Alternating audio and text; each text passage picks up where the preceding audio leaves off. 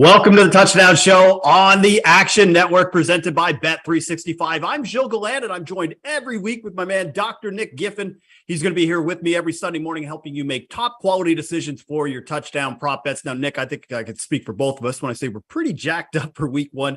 Got 14 games for Sunday. Now, these picks will only be for the 1 p.m. Eastern and 4 p.m. Eastern games. We'll each give 5 picks. We'll start with the lowest odds and work our way up to the long shot odds. And if this is your first time watching, make sure to download the Action Network app, as this has all of mine and Nick's picks tracked with analysis. You can get them as soon as we bet them at the sportsbook. And speaking of the sportsbook, the Touchdown Show is presented by Bet365, the world's favorite sportsbook brand. Sign up with promo code ACTION to get Bet365's exclusive sign-up offer in New Jersey and Colorado, and you can bet $1 on any game and get $200 free. So it's a pretty sweet deal. So, Nick, let's get started. This is the red zone bets. These are touchdown odd picks with less than plus 250 odds. I'm going to get us started. Our first pick is TJ Hockenson with the Eagles and the Lions, who is a clear top target in this offense. When he played the Eagles last season, he caught 10 balls on 11 targets, Nick. And the Eagles, they may have improved their defense, but last season they were awful in defending tight ends. In 2021, they gave up 14 touchdowns to the position. That was last in the NFL, and they weren't big names either. Like, you had like Adam Troutman, Tommy Tremble, O.J. Howard. The list goes on. And for what it's worth, he also has scored in 3 straight week ones. His odds range from around plus 175 to plus 220 all of last year. So I think this is a fair price. TJ Hockenson at plus 200 is my first bet with Eagles Lions. Yeah, I really like that, Gilles. I was actually looking at that myself. I think the Eagles, especially the way they give up touchdowns to the position, definitely like that. For my first pick, I am going to the San Francisco versus Chicago game, and I am taking Brandon Aiyuk at plus 250 to score a touchdown. You'll notice the theme with my picks. I'm looking at where injuries are impacting things. Right now, we have an injury where George Kittle is out. So, with Brandon Aiyuk as the clear number 2 receiver to Deebo Samuel in this offense, I think that could open up some opportunity for Aiyuk. Deebo Samuel may face shadow coverage from Jalen Johnson. And if so, that leaves Aiyuk on Kindle Vildor, who allowed 1.4 yards per route run last year. What a name. The Bears, man, they struggle versus the wide receiver. Last year, they gave up the second most touchdowns to the position. Aiyuk in his career has scored a touchdown in 10 of his 29 regular season games. That's a 34.5% clip. And while we are changing quarterbacks now, that is still above the 29.4% implied at plus 250. Also, Sean Kerner's projections give him a 30.5% chance of a touchdown. So I like this value on Brandon Aiyuk. Yeah, I love that pick, man, especially with kind of how much of a down year he had. Those odds should probably be below plus 200, so you're getting really decent value here. We're going to move on now to Green Bay versus Minnesota. And my second pick is going to be Adam Thielen. I got it at plus 185. And really, since Kirk Cousins has come to Minnesota in 2018, his connection with Adam Thielen has really been undeniable through weeks 1 and through weeks 4 of the last 4 seasons. So that's a 16-game sample size. Adam Thielen has 12 touchdowns, Nick. And all of last season, Thielen's touchdown odds, they range from around plus 110 to plus 140. You're getting pretty decent value here at plus 185. Now, the Packers, much like the Bears, allowed 19 touchdowns to wide receivers last year. Not great. In the same span with Cousins, Thielen has faced Green Bay 6 times since 2018. He's got 5 touchdowns in those 6 games. He had 10 touchdowns last year. 7 were in the red zone. 6 of them, of those 10 were inside the 10. So he's been a clear red zone target for Kirk Cousins. So give me Adam Thielen at plus 185 for my second pick of week 1. Yeah, I guess that means you are feeling Adam Thielen. for me, football name. Exactly. For me, I'm going with Elijah Moore. We're going to that New York Jets versus Baltimore game. Plus 250 to score a touchdown. And of course, I know Joe Flacco is the quarterback, but last year, Elijah Moore scored 5 of his 6 touchdowns in games without Zach Wilson as the quarterback. And that includes week 11 when Joe Flacco started. Elijah Moore had 8 catches for 141 yards and a score in that game. Gilles, per your own stats that you've been feeding us out on your Twitter feed, he finished 3rd overall last year in the NFL in anytime touchdown profit at plus 12.6 units. The Ravens last year allowed the fourth most touchdowns to the position. And while they do get Marcus Peters back, who is returning from missing all of last year with an ACL injury, it still remains to be seen how he will do recovering from that ACL and how he will play. So the model projects plus 240 is fair. Some books have this as low as plus 180. So I definitely like plus 250 on Elijah Moore to score a touchdown.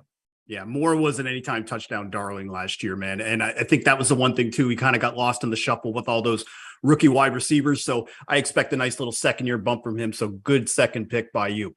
Speaking of seconds, let's move over to our second segment. This is called the midfield bets. So these are touchdown picks between plus 250 and plus 500. I'm going to get us started again. I'm going to be looking at the Raiders and Chargers game because I love Josh Palmer to score a touchdown at plus 340. Now, as a rookie, he caught 4 touchdowns, but he came alive really in the final leg of the season, Nick. He caught 3 of those touchdowns in the final 5 Chargers games. He was second on the team in targets in that span. And he's really shown some explosiveness during preseason. And I think he's clearly lapped Gilles Gallant as the wide receiver 3 in this offense.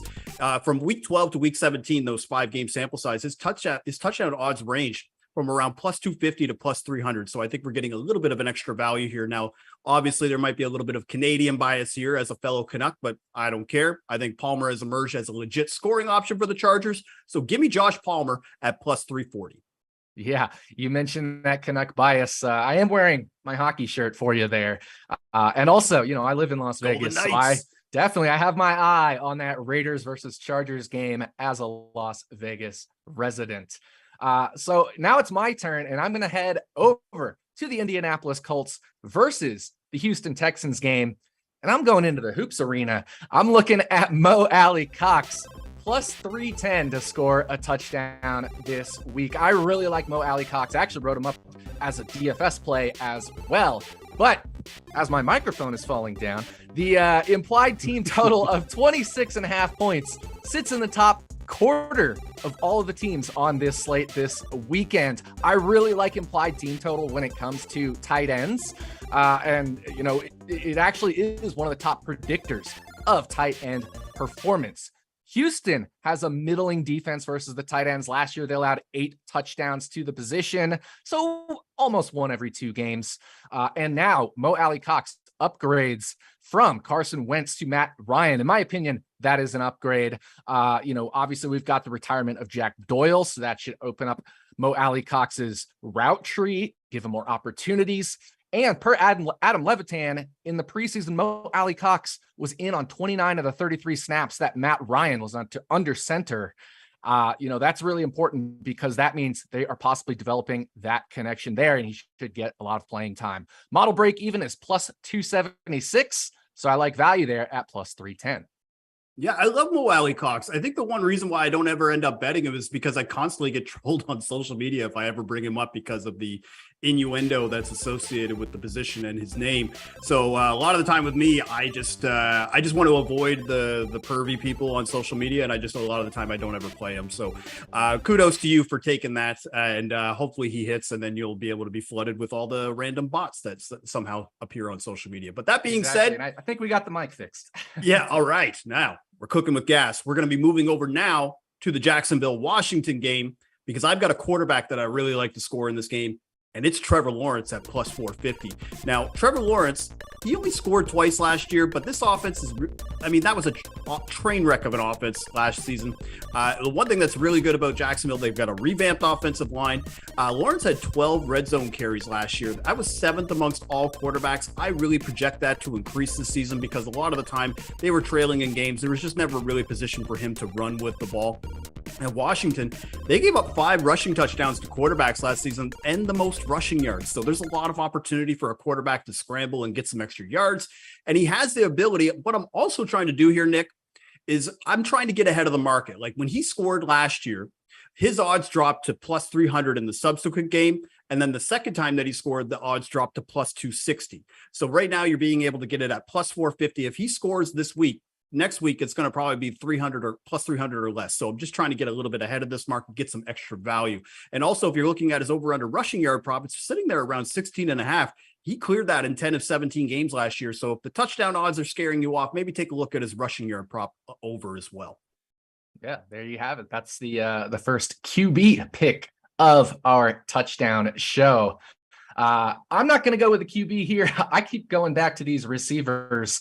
This time, I'm heading over to the Green Bay versus Minnesota game, sticking with the injury theme, and I am going with Romeo Doubs at plus 340 to score a touchdown. When I say sticking with that injury theme, Alan Lazard is out today. So once again, that opens up targets to go around. Now, of course, Sammy Watkins, Randall Cobb, there's some potential there for targets, but I really like Romeo Doubs. Doubs was targeted on 38% of routes in the preseason per our own Chris Raybon. I really like Raybon's funny but true analysis in the DFS article. Yeah, let's get that shmoney in his analysis there about how old and dusty Sammy Watkins and Randall Cobb are as some of the other options there. And, you know, if Aaron Rodgers is going to throw a touchdown, he throws to open receivers. So if those guys are old and dusty and can't get open, it sounds like young, healthy Doubs might be the guy to get it done. I know Raybon and Kerner are both projecting much better odds than the plus 340 we're getting for Doubs to score a touchdown. And we're actually seeing books price him as low as plus 180. So if you can get plus 340, even if you can get plus 300 or plus 275, I like this bet. Kerner gives his fair odds right at that plus 275 number. Yeah, it's pretty incredible to watch Packers wide receiver odds, especially with like last year and really pretty much since Devontae Adams and has been the number one wide receiver there. It's plus 110, maybe minus 120 kind of touchdown odds. And the fact that you're looking at like a wide receiver one, like a Sammy Watkins or a Randall Cobb, and they're over plus 200 odds for a guy who won back-to-back MVPs. You just don't see that very often as well. And again, I don't know how you feel about this, but I'm glad that you took Romeo Doubs instead of Sammy Watkins, because I've been asked probably the most about any player this week about who I'm betting. And Sammy Watkins was one of the first people that I always get asked. And I can't wait to tell people, like, guys, even if he scores this week, that's it. Like, he scores one touchdown and then you won't hear from him for the rest of the season, or he just won't be targeted at all. So I'm jaded. I have no business, no inclination to ever want to bet Sammy Watkins. So I'm just putting that out there now. Please stop asking me if I'm betting Sammy Watkins. So now we're going to move on to our long shot bets. So these are the ones with any touchdown pick that we do that is over plus 500. So Nick, I went first in both of the first two segments. Why don't you kick us off here? Yeah.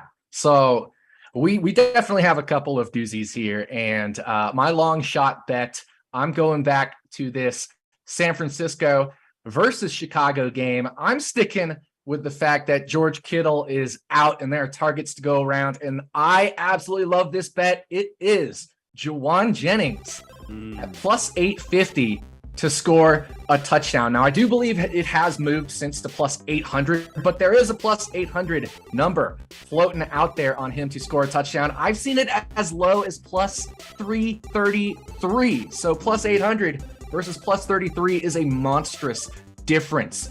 And again, I like this bet because George Kittle is out.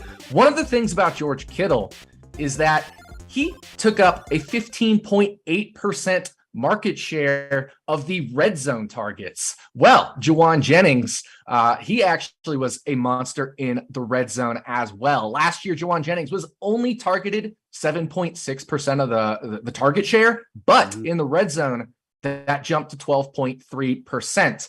Last year, Juwan Jennings scored a touchdown in 4 of the 16 games that he played. So that's a 25% rate already, and we're getting 8-1 odds. I like that. He also had an uptick in his usage over the last 5 games last year. Now, in the first 11 games he played, he never saw more than 3 targets. Well, in the last 5 games, he accumulated 25 total targets. That's 5 per game. So if that sticks, if he really is going to see 5 targets a game, and I think that's possible with George Kittle out, and then he grabs some of those red zone target share, I think plus 800 is just way too long for a big possession type receiver who gets targeted in the red zone. As I mentioned in the Brandon Aiyuk segment, the Bears, George Kittle's given up no touchdowns today, but the Bears gave up the second most touchdowns to the wide receiver position in 2021. So they just leak touchdowns to the position. Sean Kerner's model has plus 666 as fair value. And I personally think that might even be a little too short. I know Chris Raybon's projections have it even shorter as fair value. So plus 800, plus 850, whatever you can get. I really like, as my long shot bet, Juwan Jennings to score a touchdown in this game. One of the things that I think you brought up, Nick, which I think is really interesting, is the disparity in price between books, because like you said, we even checked this morning. You could see him at plus 800. You could see him as low as plus 300 at another book. And it was kind of like, whoa, okay, what's going on here? Because if George Kittle doesn't play, that likely means the Niners aren't going to run the ball as much. And that's like a Shanahan staple in that offense. I'm not saying they won't run the ball, just they might try to utilize their wide receivers a little bit more, similar how they were doing in the latter part of last season. And that's when Juwan Jennings kind of exploded. And the games, even for example, when he scored, his odds were around like plus 400, maybe even plus 500 at best. So the fact that we're getting it at plus 800 to me is just such a huge steal. Great first pick for your long shot bets. All right, now I'm going to do my long shot bet. I've been talking about this guy pretty much all off season. I'm kind of actually sick of talking about him at this point now. So I really hope that he scores and just kind of lets me off the hook here. We're going with Browns Panthers, and we're taking a tight end in this game, but it's not David Njoku. We are taking Tommy Tremble at plus 750. Now, Tremble entering his second year, no real competition for the tight end position in Carolina. Ian Thomas is the other tight end in this offense, but more of a blocking tight end, because if you look at his historical stats and game logs, 4 touchdowns in 65 career games. If you go over the last 2 seasons, 33 games played, 1 touchdown. No thanks. I don't want any part of that. So I think Tremble is the guy that you're going to want to play here. Now, the other reason why I really like Tommy Tremble is in Baker Mayfield specifically, and his propensity of how he likes to throw to tight ends. So last season, he threw 17 touchdown passes. 10 of them were to the tight end position. And in his career, 36% of all of his passing touchdowns have gone to the tight end spot. So you kind of know who Baker is. Like, yes, he will throw to his wide receivers, but again, if it's the tight end position and that guy is able to get some position, that's the kind of player that he's going to want to go to. It's also worth noting that the Browns, even though I think their defense is great, they have a lot of talent on both sides of the ball. They have ranked bottom 5 in touchdowns allowed to tight ends in each of the last 3 seasons. So it's not just let's only look at last year's stats and just try to translate it. No, this has been an ongoing thing. And another thing that I was going to say as well, just as somebody who combs these odds like front to back every game, every day, I dare you to find another tight end one that is, or at least a tight end one on a team that has touchdown prop odds that high. Like, you just won't find it. More often than not, yes, tight end ones are more increased in price. Like, you probably get them around plus 240, maybe plus 300. You rarely get them over plus 700. So I'll save you the search. It doesn't exist. There is no tight end one that has over plus 500 odds. So I am taking Tommy Tremble at plus 750 for my long shot bet of week 1. I'm glad I don't have to Google that now. Thank you for doing the searching for me. And, if he scores a touchdown, we're going to be trembling, I think. Oh, man. I'm a dad joke guy. That to me, that tickled the fancy. I like that. All right. There we go. Yeah. All right. So that's all for today. We've got 5 picks from me, 5 picks from Nick. We're going to see you next Sunday at 10:30 a.m. Eastern on the Action Network YouTube channel and also broadcasting on Twitter. Make sure to stick around, because the Action Network YouTube channel and Action Network, we're going to be having Convince Me coming on right after this show for more Week 1 NFL best bets. Of course, I'll have some touchdown scorer picks coming out later for Sunday Night Football featuring my Cowboys and the Tampa Bay Buccaneers. You can follow me on Twitter at GDog5000. Follow Nick as well at RotoDoc. And of course, you can track all of our bets in the Action Network app. I want to thank everybody for watching the first edition of the Touchdown Show presented by Bet365. Bon chance.